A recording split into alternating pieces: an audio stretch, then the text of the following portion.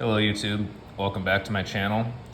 In this video we're going to be continuing our verse-by-verse study through the book of Genesis. And in our last video in the study we covered the fourth day of creation, which is when God created the sun, moon, and stars. And we talked about many different things related to that. There's a lot of interesting things that we discussed about sun, moon, and stars. But basically, in short, they were created to give light on the earth, to be for markers for signs and seasons and days and years throughout the year, And the sun is said to be the ruler of the day, and the moon is to be the ruler of the night. And we noted how it was interesting that God created these two great lights, not just one, but two, and that they rule over the realm of the heaven, essentially, the sky. And from our perspective at least, they rule over the stars, so to speak. And we connected that to how in a similar way, we're going to see very soon that God is going to create mankind, and it's going to consist of two genders, man and woman. And just like how there are two great lights, and man and woman are going to be made rulers of all the rest of creation, the animals. And we thought that it seemed like there's kind of a connection between, sun and moon ruling over the heavens, and man and woman ruling over the earth, essentially. And we're going to get into a lot of that in this study. So now we are in Genesis 1, starting at verse 20. And it says, "And God said, let the waters swarm with swarms of living creatures, and let birds fly above the earth across the expanse of the heavens. So God created the great sea creatures and every living creature that moves, with which the waters swarm, according to their kinds, and every winged bird according to its kind. And God saw that it was good. And God blessed them, saying, be fruitful and multiply, and fill the waters in the seas, and let birds multiply on the earth. And there was evening and there was morning, the fifth day." So this passage is about the fifth day of creation, and here God is finally beginning to create the first animals. And the first animals were sea creatures and birds. So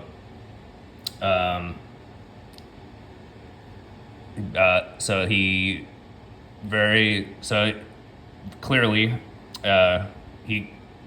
God is, in this day of creation, God is creating certain very particular categories of animals that he has not yet created land animals. He has just created only created the animals that dwell in the realm of the water and in the realm of the sky, essentially, sea creatures and birds. And we've noted many times throughout the study already how in this creation week God is working with pairs a lot. We use the word duality, but as long as we understand that in a biblical sense, that God seems to be kind of creating in each day. You kind of creating these pairs of things, like the light and darkness, separating waters above from waters below the firmament, land and sea, sun and moon, etc. It seems like a lot of times there's two components to each day in that way, and in this day that continues, we have two categories of creatures that God's created. They essentially inhabit the waters and the sky, in the sense that the birds fly, they have the ability to fly.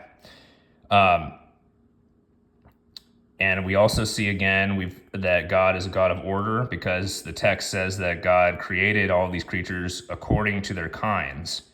So there's nothing random about how these creatures. God is creating everything that he's creating. It falls into distinct categories, and everything has its distinct place in God's orderly creation.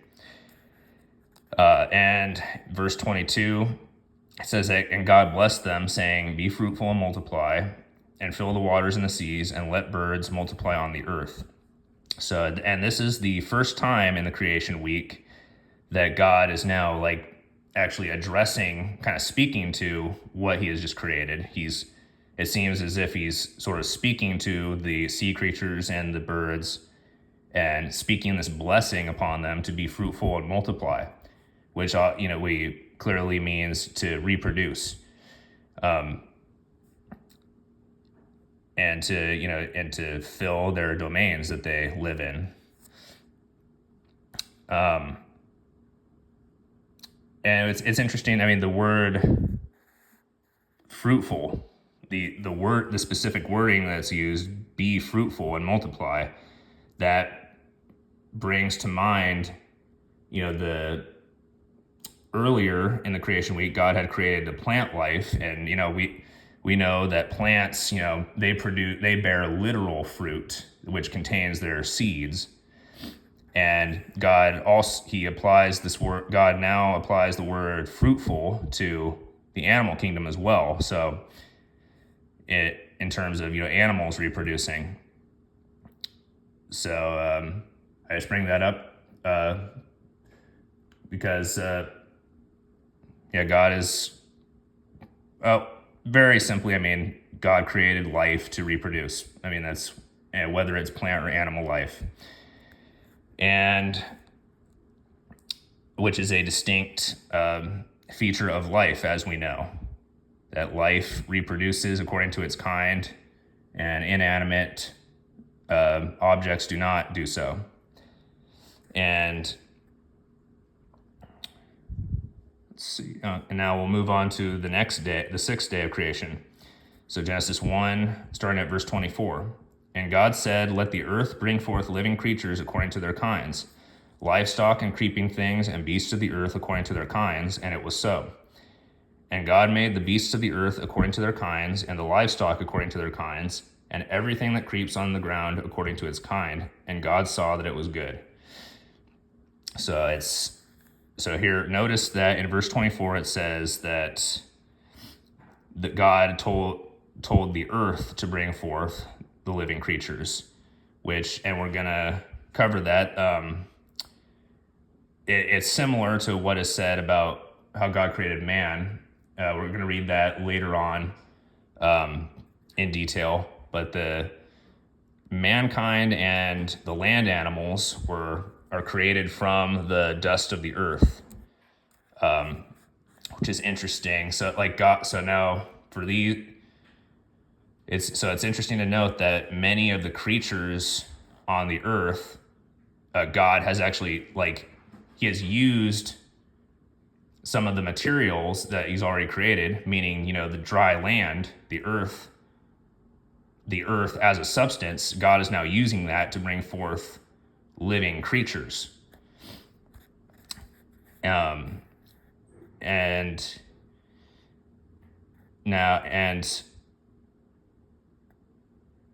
So he's created the land animals, and these land animals fall into certain categories. They are the beasts, the livestock, and everything that creeps on the ground. So my understanding would be that, the beasts would be essentially the wild animals. Livestock would be animals that are meant to be sort of made, are for domestic uses, or to be used on farms and so on for various purposes like that. And everything that creeps on the ground, my understanding would be that would be insects. So once again, it says that they're all made according to their kinds. So this once again shows that God is a God of order.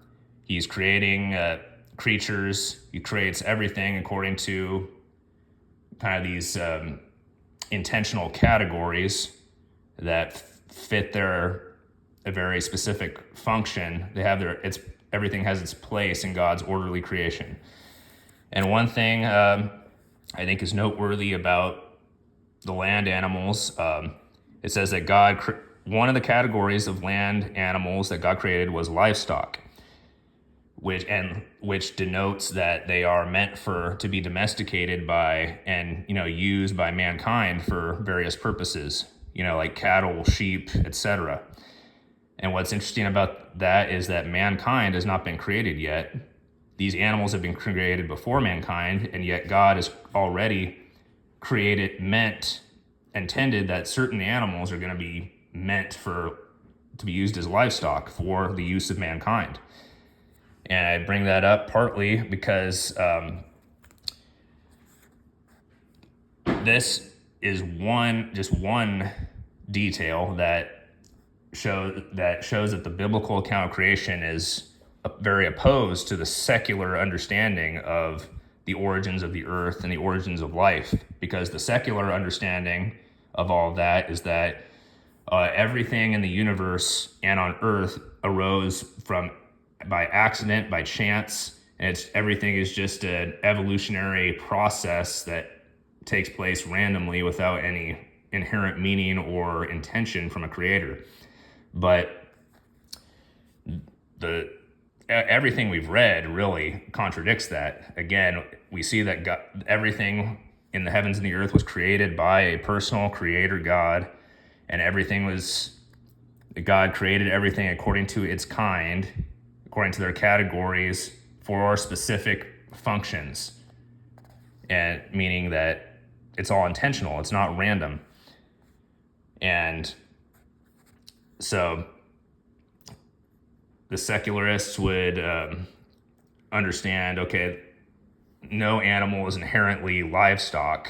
That's what what a secular atheist would logically have to think, because they think all life evolved from a single cell ancestor millions of years ago, and that the idea of mankind using certain animals for livestock is just something that happened to happen. We just kind of arbitrarily made it that way, millions of years down the line. But this right here, the fact that God made livestock before mankind was created, it contradicts the secular narrative, because God intended, and the thing is, none of these animals evolved from a single-celled ancestor. God just created all the creatures in the same day, on the sixth day of creation. They just are already what they are, just by God speaking them into existence. And he created certain ones to be livestock already, because God is going to create man in his image. So in a way, everything is made on the earth is made for man to rule over and to be stewards of. And one more point on that, kind of addressing the whole secular narrative of origins. Really, even the order of how everything was created by God in Genesis contradicts the secular understanding, because the secular understanding would understand that because according to Genesis, God was really, from the beginning, he was focusing on creating the earth, like from the beginning. But the secular understanding is that, the earth was just this random ball, like this random rock in outer space that, like, billions of years down the line just happened to kind of get in the right position of the sun and to have water, and life just happened to come about later. And they understand that they think that the sun was existed before the earth, and so on and so forth. But again, the narrative of Genesis 1 contradicts that very clearly, because it says that God created the earth before the sun, And and the earth did not start out as a rock. It actually began as a mass of water, and God created the dry land later. So you're actually seeing, as you study the Bible, chronologically, like we're doing, you really see how the biblical teaching of these things is very different than the unbelieving understanding, the secular atheist understanding. So, yeah, that is. And now we are going to move on to the creation of mankind. So Genesis 1, starting at verse 26, it says, "Then God said, 'Let us make man in our image, after our likeness, and let them have dominion over the fish of the sea, and over the birds of the heavens, and over the livestock, and over all the earth, and over every creeping thing that creeps on the earth.' So God created man in his own image. In the image of God he created him, male and female he created them." So, once again, God is now creating mankind. And what's interesting to note is that everything that God has created up until this point, there's been a consistent pattern in the text where whenever God created something, the pattern is that God said, "Let there be fill in the blank," and there was fill in the blank.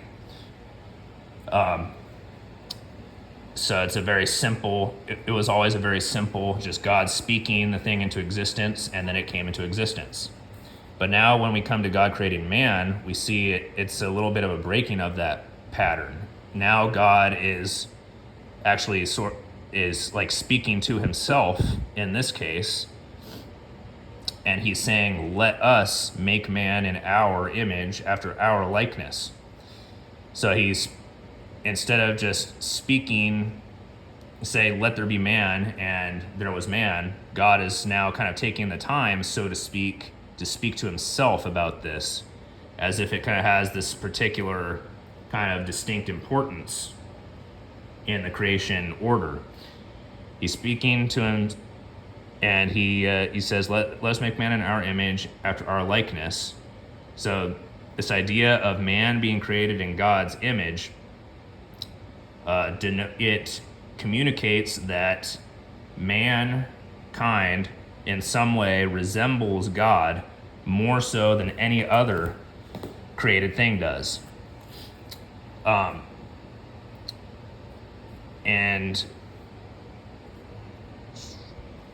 And also, it's worth noting that when God says, "Let us make man in our image, after our likeness," God is, these words, "us" and "our," notice that those words are in the plural. And we've already discussed in previous videos in the study that God is a Trinity, that he is one being, three persons, Father, Son, and Holy Spirit. And this idea of, God speaking to himself and using plural pronouns, "us" and "our," this lends further support to that. God, the three persons of the Trinity, of the Godhead, are speaking to each other as they're about to make mankind. And so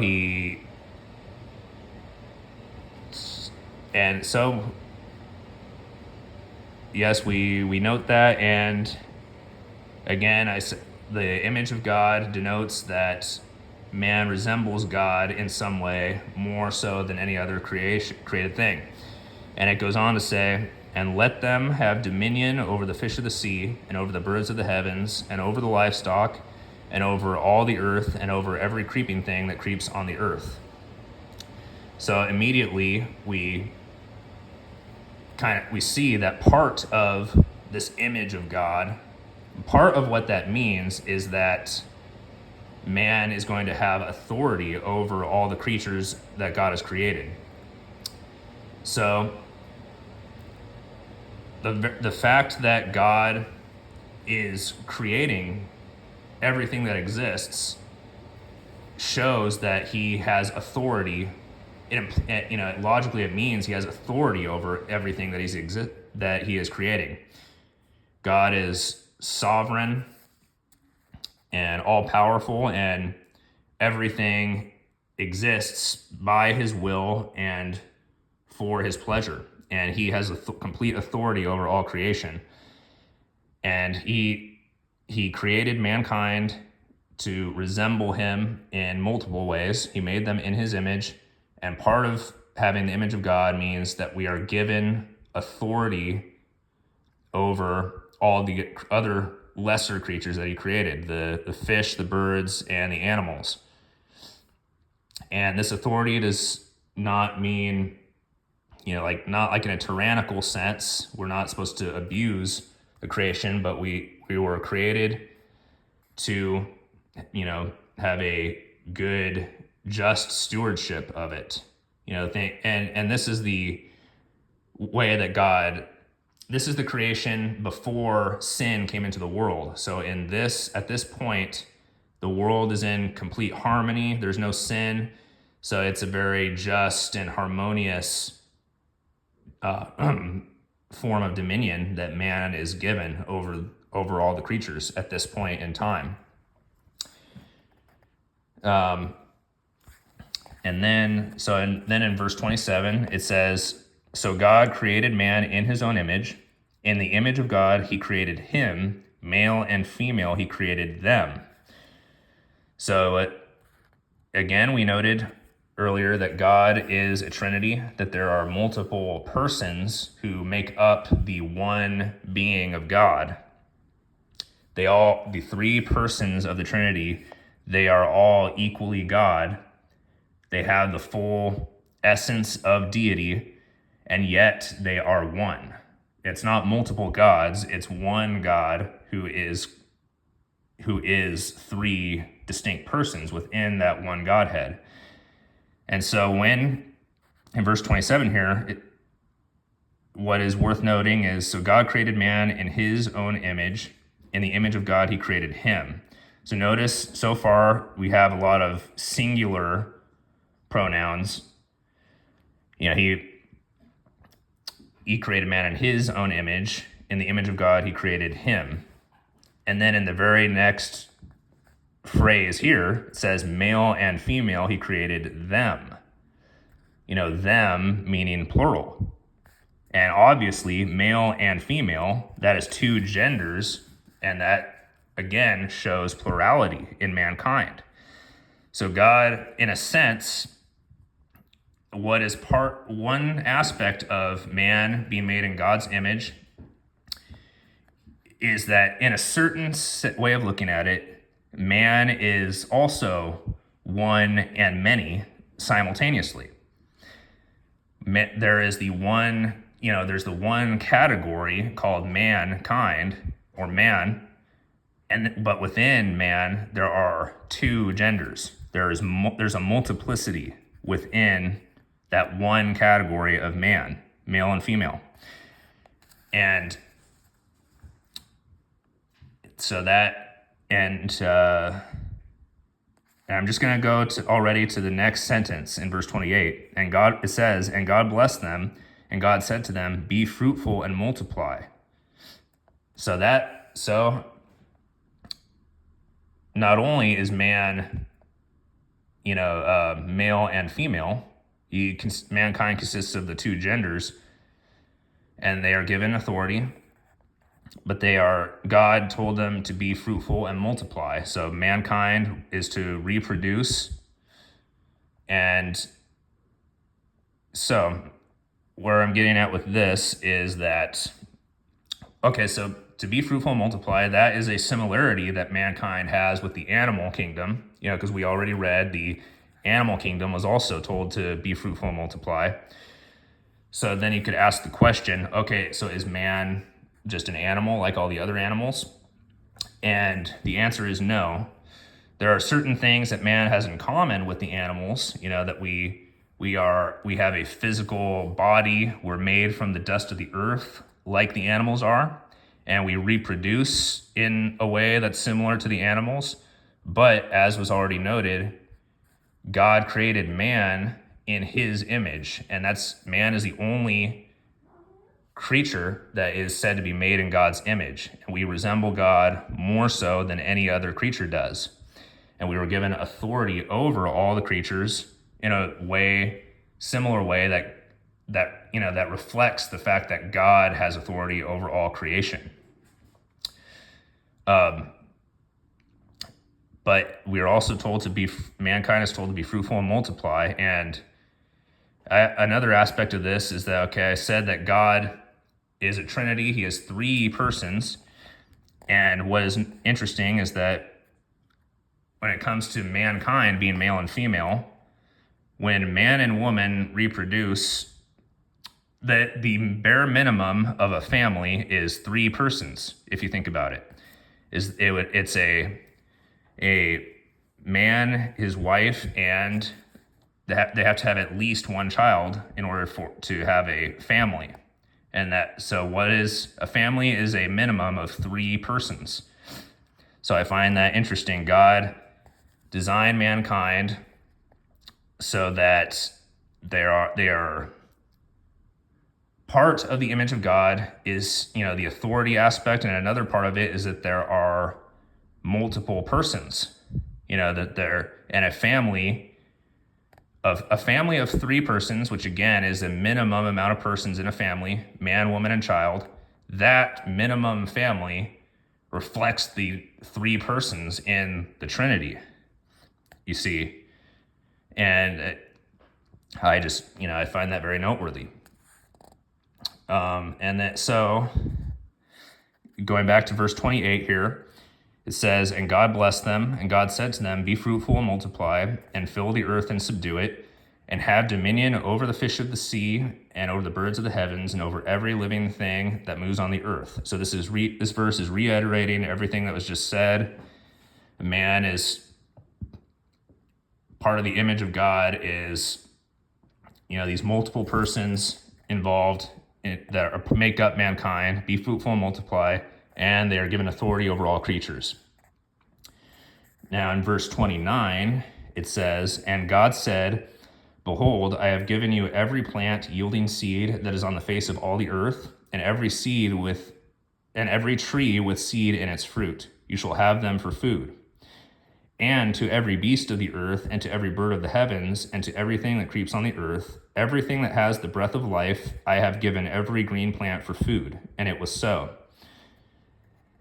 So what we have just read here, so God has told both mankind and the animal kingdom that they are given, the plants are to be their sole food supply at this point in time.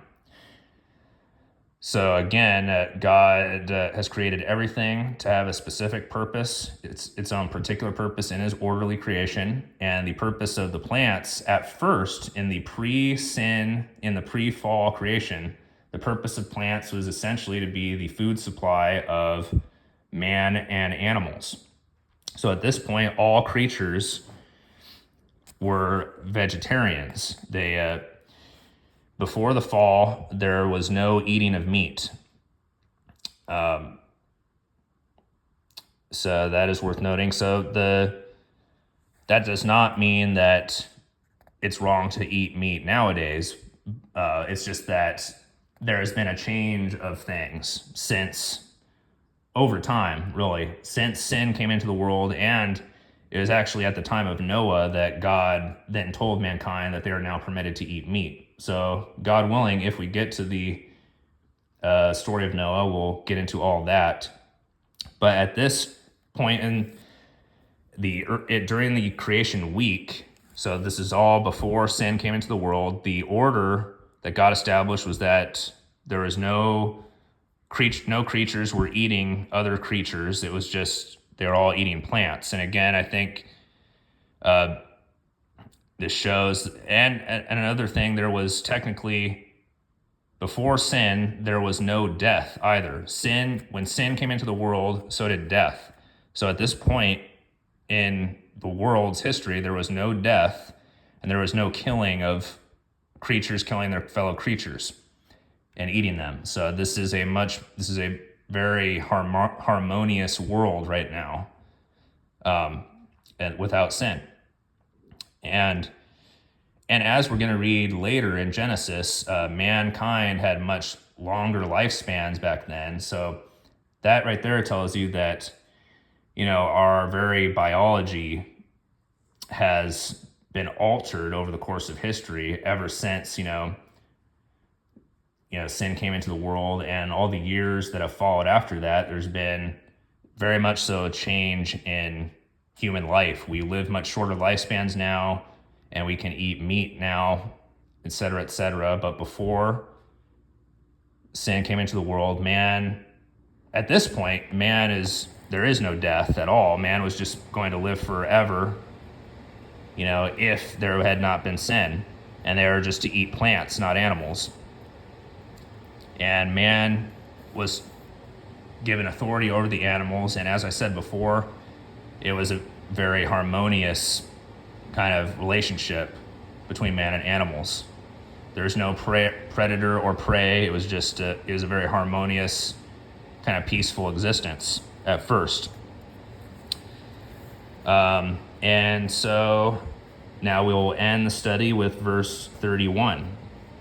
And God saw everything that he had made, and behold, it was very good. And there was evening and there was morning, the sixth day. So we've reached the end of the creation week. So God created everything in 6 days, and now he is observing everything he's made, and it's said to be very good. And so at the end of each of the days, previously, it said that God saw that it was good, but here in verse 31, it uses the phrase "very good." So it's there's this sort of this satisfaction here. Everything has been completed. God has finished all his work, and it is very good. And there was evening and there was morning, the sixth day. And very good. It's an interesting phrase, because I think that probably the last thing that I'll discuss in this video is that a lot of Christians and theologians will say that the original creation was perfect. They'll use the word perfect, and I understand what they mean. It was a sinless world, and that's true. But I would not use the word perfect. And why wouldn't I use the word perfect? Because as I said before, we're going to read that the world is going to fall into sin and corruption. Now, the very fact that this world could fall into corruption, could fall into sin, the way I understand it, that to me shows it is technically not perfect, because something that is perfect cannot even sin, cannot even fall into sin. So I think it is true that the original creation was good. It was very good, but it was mutable, meaning it could be changed, it could be corrupted. I'll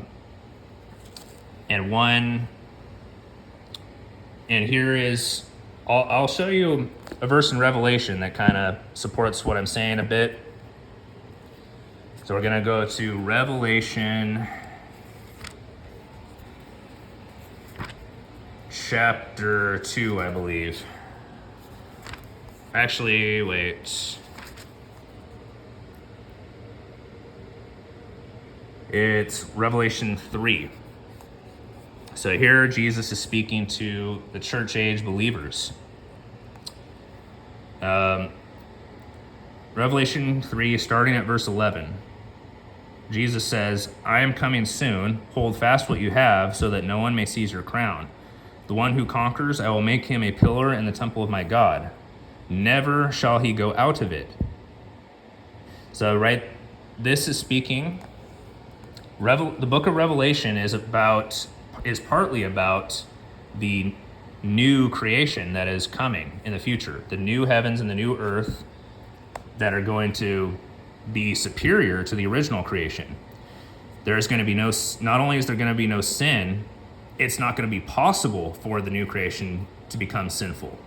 So that is one of the ways in which the new creation is superior to the original creation. And, the original creation had the capacity to be corrupted. The new creation will not even be possible for it to be corrupted. It will actually be perfect. The new creation will actually be perfect, whereas the original creation was very good. So you see, there's actually a distinction, it seems, between very good and perfect. And once again, I'll point out in this verse in Revelation 3, says that, so Jesus is addressing believers in Christ here. He says, the one who conquers, I will make him a pillar in the temple of my God, meaning the believer is going to dwell in God's perfect presence. And then it goes on to say, never shall he go out of it. So when at the end of the age, when believers are in God's perfect presence, we're in our perfected, glorified state, we will never be able to go out of that state. It will not be possible for us to sin or to fall into sin or be corrupted. So I bring that up. So that is my view of the original creation. It was very good, but not perfect, because it was actually possible for it to fall into sin. And then you could ask, well, then does that mean that God made a mistake in the original creation? The answer is no, because it was always God's will. God is sovereign and all-knowing and all-powerful. And so it was always God's will that sin would actually come into the world so that he could redeem sinners. All this is part of God's will from the beginning. That he himself is perfect, but he intended for his creation to have sin enter it, and so that he could redeem sinners through Christ, and also judge that sin at the end of the ages. And that is that is arguably the main message of the Bible. A lot of people say the main message of the Bible is the salvation of man, and technically that is only that is actually secondary. The main message of the Bible is the glory of God. God is sovereign and he is holy and righteous, and everything that God has created and everything he does ultimately serves his glory, and that includes the plan of salvation. God saving a people for himself, ultimately, it serves a greater purpose of bringing glory to himself and demonstrating his holiness and righteousness. And the judgment of sin serves the same purpose. God judging sin also shows his righteousness and holiness, and it brings glory to himself.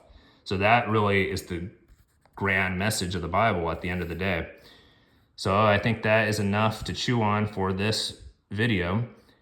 And so I hope that this was all biblical and accurate, and that that you got something out of it. And so feel free to leave any thoughts in the comments, and I'll see you in the next video. God bless you.